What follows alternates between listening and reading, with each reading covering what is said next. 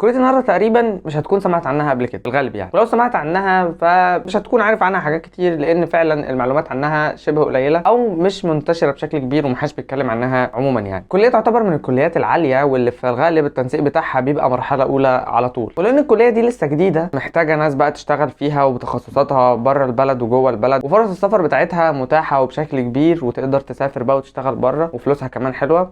فالنهارده هنتكلم عن كليه علوم الإعاقة والتأهيل. في الفيديو ده هتلاقي بقى مميزات الكلية وأقسامها وإزاي تقدم فيها وإيه شروطها أصلا والحاجات دي كلها لحد التنسيق بتاعها وهتطلع تشتغل منها إيه. تقريبا كل حاجة عن الكلية دي هتلاقيها في الفيديو ده. كلية علوم الإعاقة والتأهيل، أو خلينا نقول الاسمين بتوعها. أول حاجة كلية علوم الإعاقة والتأهيل دي في جامعة الزقازيق، وكلية علوم ذوي الاحتياجات الخاصة في جامعة بني سويف.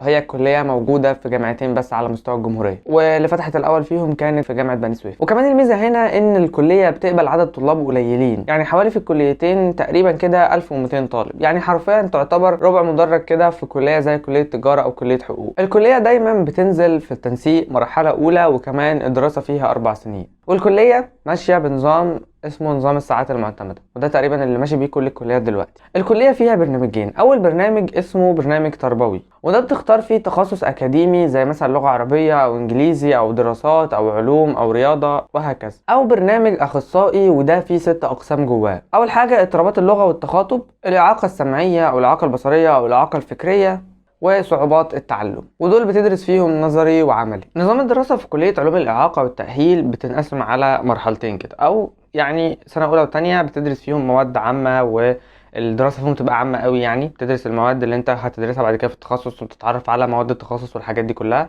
وفي ثالثه ورابعه بقى بتبدا تتخصص، فبتدرس المواد التخصصيه او على حسب التخصص اللي انت هتدخله. الكليه بقى من جوه فيها برنامجين او قسمين. القسم الاول وهو القسم التربوي، وهو البرنامج الأكاديمي اللي من خلاله الطالب بيقدر يطلع مدرس، سواء بقى كان مدرس عام أو مدرس أساسي.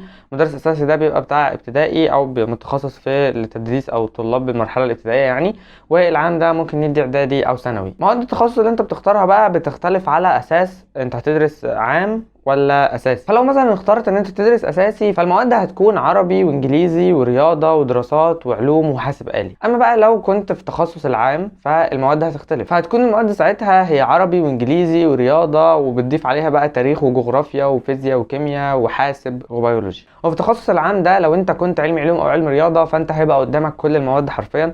اما لو انت ادبي فهتاخد المواد الادبيه بس، المواد اللي هي العلميه زي الفيزياء والكيمياء والبيولوجي والحاجات دي مش هتدرسها او مش هتبقى من ضمن مواد التخصص. الكليه هدفها انها تخرج جيل قادر على انه يقدر يتعامل مع ذوي الاحتياجات الخاصه، الطلاب بقى في مرحله التعليم بتاعتهم، علشان يقدروا ياخدوا التعليم زي اي طالب تاني ويبقوا متساويين او ليهم نفس الحاجات او المميزات. وعميد الكليه اكد ان الكليه فيها شغل عملي جوه المعامل والمختبرات بتاعه الكليه. طيب عرفنا نظام الدراسه، تعالى بقى نتكلم شويه عن اقسام الكليه. اول حاجه قسم الاعاقه الفكريه، قسم الاعاقه البصريه، قسم الاعاقه السمعيه، قسم الإعاقة الجسدية، قسم اضطراب التوحد، قسم اضطراب اللغة والتواصل، قسم صعوبات التعلم، قسم التفوق العقلي والمواهب الخاصة، قسم الاضطرابات السلوكية والانفعالية، وقسم الصحة النفسية. 10 أقسام. علشان تدخل الكلية بقى في بعض الشروط كده اللي انت لازم تحققها عشان تخش الكلية دي. أول حاجة طبعا زي ما قلنا أدبي وعلمي، علم علوم أو علم رياضة، وكمان علم رياضة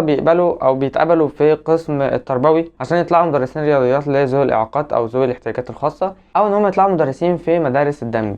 تاني حاجة لازم تعدي من الكشف الطبي علشان تدخل الكلية. وتالت حاجة واهم حاجة ان في بعض الاختبارات كده والمقابلات او الانترفيوهات اللي بتحصل قبل ما تدخل الكلية علشان يتأكدوا من انك تقدر فعلا تكمل في الكلية دي او تدرس في الكلية دي، ولا انت مش مؤهل انك اصلا تدرس في الكلية دي ولا لا. الاوراق المطلوبة للتقديم في الكلية، اول حاجه شهاده ثانويه عامه وصوره منها، وشهاده الميلاد وصوره منها، و6 صور شخصيه، وصوره من بطاقه الشخصيه او بطاقه الرقم القومي، وصوره من بطاقه الترشيح، ونموذج 2 جند للذكور، وبتطبع استماره الكشف الطبي من على النت عن طريق موقع الجامعه. وصلنا بقى لمجالات العمل او مجالات الشغل اللي انت هتطلع بعد الكليه وتشتغل فيها. اول حاجه هو انك هتطلع تشتغل في المدارس الخاصه بذوي الاحتياجات الخاصه علشان مؤهل ان انت تتعامل مع الطلاب دول اصلا وتعرف تدرس لهم ازاي، وبرضه تقدر تشتغل في المدارس العاديه لان انت في الكليه دي بتبقى مؤهل ان انت تتعامل مع اي فئه من فئات الطلاب بقى ايا كان، ده لو انت كنت تخصص تربوي. اما بقى لو كنت البرنامج الاختصاصي فانت تقدر تشتغل كمترجم بلغه الاشاره. الناس اللي احنا بنشوفهم في التلفزيون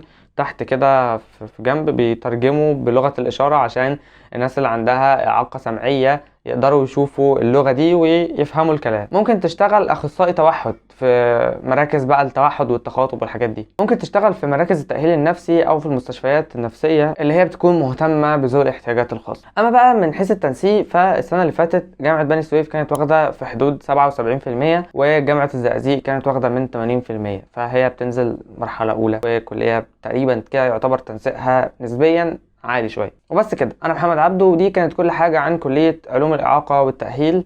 ولو احتجت اي حاجه تانية ما تنساش تكتب لنا تحت في الكومنتات، وتعمل سبسكرايب ولايك وشير علشان لسه السلسله مليانه فيديوهات، وفي فيديوهات نزلت فعلا على القناه فروح شوفها لو انت ما شفتهاش. الفيديو ده كان ليه ما تدخلش كليه علوم الاعاقه والتاهيل، وبقيه السلسله لو كتبت ليه ما تدخلش بس في السيرش وعملت بحث هيجيلك كل الكليات ان شاء الله يعني. فبيس.